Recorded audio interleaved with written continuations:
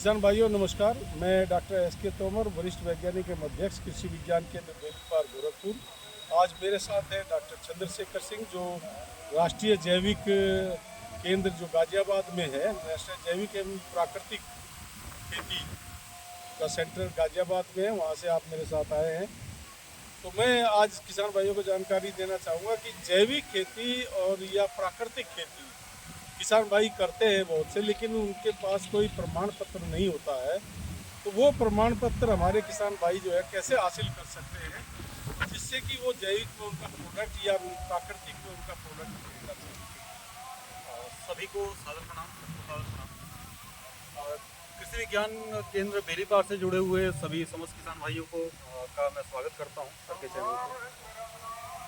जैसा सर ने बताया कि जैविक खेती एवं प्राकृतिक खेती करना जो है एक अपने आप में बहुत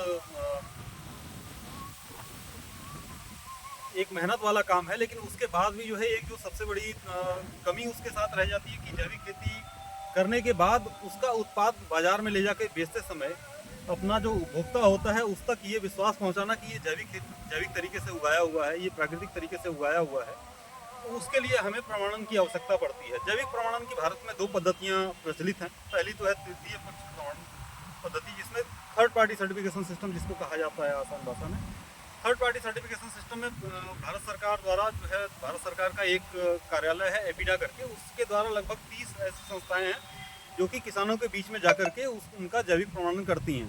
और उसमें जैविक प्रमाणन के लिए वो विभिन्न कार्यों के लिए किसानों से या जो अपनी जो ऑपरेटर होते हैं उनसे कुछ जो है जो शुल्क होता है उनको चार्ज करते हैं। लेकिन एक इस प्रणाली की जो सबसे बड़ी समस्या ये है कि इसमें छोटे एवं मार्जिनल फार्मर्स जो छोटे क्षेत्रों में लगभग 1 एकड़, 1.5 एकड़, 1 बीघे, 2 बीघे में जो खेती करते हैं, उनके प्रमाणन के लिए थोड़ा सा जो है उनके लिए ये कॉम्प्लेक्स हो जाता है। उनके लिए थोड़ा सा ये मुश्किल हो जाता है उसका डॉक्यूमेंटेशन, और उसके लिए जो शुल्क भरना वगैरह वो एक एडिशनल लागत के तौर पे उनको लगता है।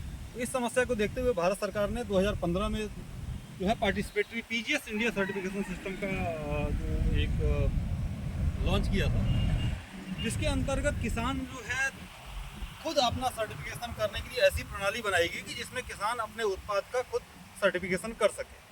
और ये सर्टिफिकेशन सिस्टम जो है वो थर्ड पार्टी सर्टिफिकेशन सिस्टम के बाहर काम करता है। इसमें जो है बेसिकली इसके जो चरण होते हैं, पहले चरण में इसमें किसान अपने आसपास जुड़े हुए ऐसे किसान कि जो कि जैविक खेती कर रहे हों, जो कि प्राकृतिक खेती कर रहे हों, उनके साथ जुड़ना होता है। 5 या उससे ज़्यादा किसान आपस में जुड़ करके एक जो है लोकल ग्रुप या स्थानीय समूह बनाएं। उसके बाद जो है उसका रजिस्ट्रेशन जो है भारत सरकार द्वारा जो इम्पैनल्ड रीजनल काउंसिल्स हैं उनके अंतर्गत अपने समूह का रजिस्ट्रेशन करें। PGS India portal, PGS India करके एक पोर्टल है, गूगल में आप सर्च करेंगे सिंपली पीजीएस इंडिया लिख करके तो वो पोर्टल खुल जाएगा। वहाँ पे आप रीजनल काउंसिल आपके क्षेत्र के लिए कौन सी है उसकी लिस्ट आ जाएगी। वहाँ पे जैसे गोरखपुर क्षेत्र के लिए हमारी पार्टिसिपेटरी रूरल डेवलपमेंट फाउंडेशन करके पीआरडीएफ करके एक संस्थान है, वो रीजनल काउंसिल हमारे गोरखपुर क्षेत्र में कार्य कर रही है।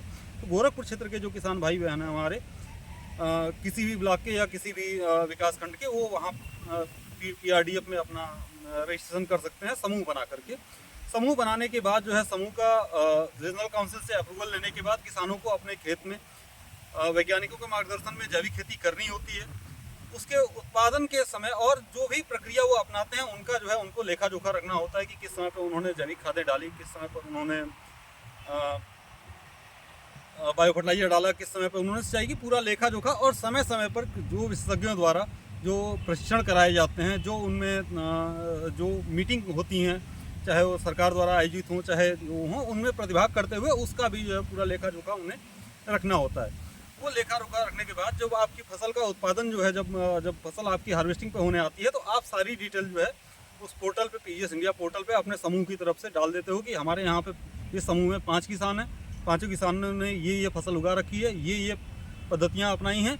और उसका एक पीयर अप्रेजल, मतलब एक किसान दूसरे किसान को का जो है गारंटी लेते हुए एक जो है अपना उसमें पीयर अप्रेजल फॉर्म सबमिट करता है। उस पीयर अप्रेजल के बेस पे जो रीजनल काउंसिल होती है उस पीयर अप्रेजल का मूल्यांकन करने के बाद जो है आपको सर्टिफिकेट जनरेट करके दे देती है। तो ये संक्षिप्त रूप में ये जो है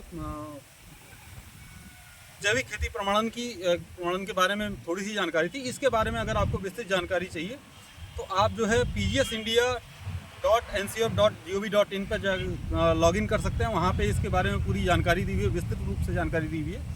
इसके अलावा जो है आप मेरा मोबाइल नंबर गोरखपुर ज़िले के जो है कोई भी किसान जो है अगर मेरे से पीजीएस इंडिया सर्टिफिकेशन सिस्टम के बारे में जानकारी लेना चाहते हैं तो मेरा नंबर 9506096479 है। इस पर आप कभी भी संपर्क करके जो है मेरे से पीजीएस इंडिया सर्टिफिकेशन के बारे में जानकारी ले सकते हैं। डॉक्टर साहब, आजकल नेचुरल खेती की जो बात हो रही है, प्राकृतिक खेती की बात हो रही है, इसमें जो है आप किसान भाइयों का जो सर्टिफिकेट है वो इशू करते हैं? सर, अभी प्राकृतिक खेती के लिए सर्टिफिकेशन का अभी सिस्टम कोई ऐसा फॉर्मल सिस्टम अभी लॉन्च मेरी जानकारी में नहीं है सर। अच्छा। दूसरी चीज़ ये है कि ये जैविक खेती के लिए ही आप सर्टिफिकेट देते हैं? जी सर, अभी जैविक खेती के लिए चाहे वो किसान नेचुरल फार्मिंग कर रहा हो चाहे जैविक खेती कर रहा हो, हाँ। क्योंकि नेचुरल फार्मिंग भी कहीं ना कहीं जैविक का ही रूप है, उसमें भी किसी रसायन का प्रयोग। अच्छा, क्या जो जिसने नेचुरल कर रहा है या प्राकृतिक कर रहा है, भारत सरकार द्वारा या आपकी जानकारी में ऐसा है कि मार्केटिंग के लिए क्या फैसिलिटी है? जैविक खेती या प्राकृतिक खेती से उत्पादित उत्पादों के लिए मार्केटिंग के तीन जो मूल जो होते हैं कि एक डायरेक्ट मार्केटिंग की, आप ले जा करके सीधे उपभोक्ता को सीधे अपने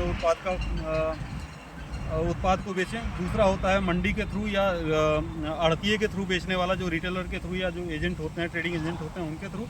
और तीसरा जो एक तरीका है ऑनलाइन ट्रेडिंग का।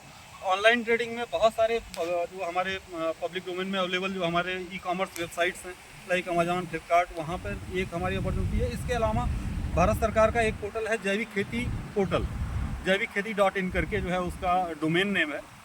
वहाँ भी किसान अगर उनका पीजीएस इंडिया सर्टिफाइड या थर्ड पार्टी सर्टिफाइड प्रोडक्ट है तो उसमें आप किसान जो है अपना प्रोडक्ट लिस्ट कर सकते हैं और वहाँ से बेच सकते हैं। नहीं, हमारा ये था कि जैसे छोटे छोटे किसान हैं जो प्राकृतिक खेती कर रहे हैं, गोरखपुर में बहुत से किसान हैं, उनके पास न तो सर्टिफिकेट है और वो नेट वगैरह भी यूज़ नहीं करते हैं, तो क्या कुछ ऐसी संस्थाएं हैं जो उनको सपोर्ट करें और वो जो है उनको बेचने में आसानी हो? सर, संस्थाएं ऐसे जो बहुत सारी ऐसी जैसे एक तो सरकार की तरफ से जो संस्थागत संस्थान है, जैसे एफपीओ वगैरह हैं, एफपीओ वगैरह हैं जो भारत सरकार नाबार्ड से बहुत सारे एफपीओ किसान मिल करके खेती करें और उसमें के जो होते हैं राज्य सरकार द्वारा संवर्धित बहुत सारे एफपीओज हैं, उनमें जो है उनसे जुड़ करके भी किसान जो है अपने उत्पाद का विपणन और जो है वो कर सकते हैं सर। अच्छा, एक चीज़ और है डॉक्टर साहब, खेती तो किसानों के पास जोत आकार जो है उसका कम हो गया है, और अगर हम करें तो पूर्वी उत्तर प्रदेश में धान गेहूँ की खेती प्रमुख रूप से होती है, और हम सभी जानते हैं कि इनकी पोषक तत्वों की मांग बहुत ज़्यादा होती है, और जैविक के जो हमारे संसाधन हैं या प्राकृतिक के हैं उनसे उनकी पूर्ति नहीं होती है, तो धान गेहूँ में खास करके हमारा उत्पादन कम होता है।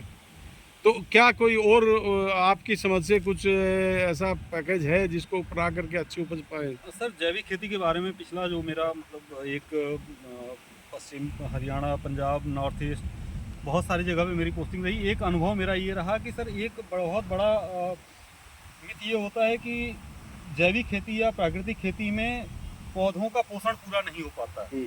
अगर पूरे सिद्धांतों का पालन किया जाए, जो भी जैसे जैविक खेती में होता है कि अगर फसल की जो पोषण रिक्वायरमेंट है उसको पूरा करने के लिए हम केवल जो है अगर हम गोबर की खाद पे ही डिपेंड रहेंगे तो शायद वहाँ पे हमें शॉर्टेज नज़र आएगी। जैविक खेती का सिद्धांत ये कहता है कि प्रकृति के आसपास जो भी हमारे उपलब्ध संसाधन है उनका अधिकतम उत्पादन लेने के लिए सदुपयोग करना जैविक खेती है। केवल एक आदान पे अगर हमारी निर्भरता रहेगी, केवल गोबर की खाद पे ही हमारी निर्भरता रहेगी या केवल जो है वर्मी कंपोस्ट पे ही हमारी निर्भरता रहेगी, तो हो सकता है कि वहाँ पे हमें शॉर्टेज देखने को मिले। लेकिन अगर जब हम पूरे प्रकृति में आसपास जो भी हमारे आसपास संसाधन उपलब्ध हैं, चाहे वो बायोलॉजिकल लिविंग फॉर्म में हो चाहे नॉन लिविंग फॉर्म में हो, उनका अगर हम सही तरीके से उसका ऑप्टिमाइजेशन करने लगे तो शायद ये जो एक मिथ है इसको हम नष्ट कर सकते हैं। जैसे फॉर एग्जांपल कोई एक फसल है, चाहे हमारी जो दोनों मुख्य फसलें हैं, इनकी नाइट्रोजन की रिक्वायरमेंट 120 kg पर एकड़ के आसपास होती है, 120 पर हेक्टेयर के आसपास होती है। 120 kg नाइट्रोजन को पूरा करने के लिए अगर हम ग्रीन मैन्योरिंग का प्रयोग कर लें सर, तो लगभग 30 से 40 किलो नाइट्रोजन हमें वहाँ से मिल जाती है। देन अगर अगेन हम बायो फर्टिलाइजर यूज़ कर रहे हैं फसल के हिसाब से, जैसे धान में एजोस्पेरियम हमने यूज़ कर लिया, गेहूँ है तो उस पर एजोबैक्टर यूज़ कर लिया, फास्फोरस के लिए पीएसबी हमने यूज़ कर लिया, पोटास के लिए हमने potash mobilising bio fertiliser use कर लिया। तो इस तरीके से अगर हम बायो फर्टिलाइजर हम ये तीसरा हमारा सोर्स आ गया। आपका कहने का मतलब है कि जो भी रिसोर्सेज हैं जो भी उनको हम इंटीग्रेटेड करके इंटीग्रेटेड एकीकृत करके रूप में करें तो प्रयोग हमें करें। जो एक हमारे दिमाग में बैठा हुआ है कि हम केमिकल फर्टिलाइजर से वन टाइम डिमांड पूरी कर लेते हैं, उसमें हम संपूर्ण पोषण को अपने पौधे को प्रदान कर सकते हैं। और हो सकता है कि अगर हम इन पद्धतियों को अपना लें, जैविक खेती को पूर्ण रूप में अपना लें, तो हो सकता है कि हमारा जो हम यूरिया, डीएपी या केमिकल फर्टिलाइजर डाल के हम जो उत्पादन ले रहे हैं उससे ज़्यादा ही उत्पादन हमें मिलने लगे। तो डॉक्टर साहब, आज आप कृषि विज्ञान केंद्र पर आए और हमारे किसान भाई जो ट्रेनिंग में आए थे उनको भी आपने जानकारी दी। आपका बहुत बहुत धन्यवाद। और हम चाहेंगे कि आप जो है केवीके पर आते रहे, हम लोगों बहुत को भी बहुत ज्ञान आभार वर्धन रहेगा सर करते रहें। आपका कि आपने मुझे धन्यवाद। मौका दिया सर। बहुत बहुत धन्यवाद सर।